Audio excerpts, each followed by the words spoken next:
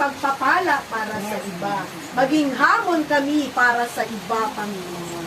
Kay buti-buti mo, sapagkat naranasan namin, Lord, lahat ng sinabi mo, Panginoon, para sa amin, para sa ikasasagana namin, sa ikabubuti namin, sa ikatataglay ng kalakasan ng aming katawan, ng pananalig sa iyo, Panginoon.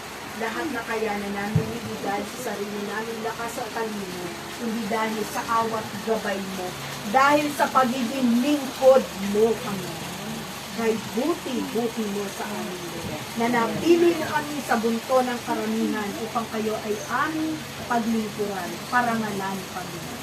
Kaya, Lord, bilang mga lingkod, hinihingi namin ng patnubay, ang gabay, ang mga ani, ang mga kagalingan, Panginoon. Hindi lang po para sa amin. Nagpapagamit kami, Lord. Gamitin mo kami. Maging ilaw din ng sanlibutan. Yama, ikaw ang pinagmumulan ko.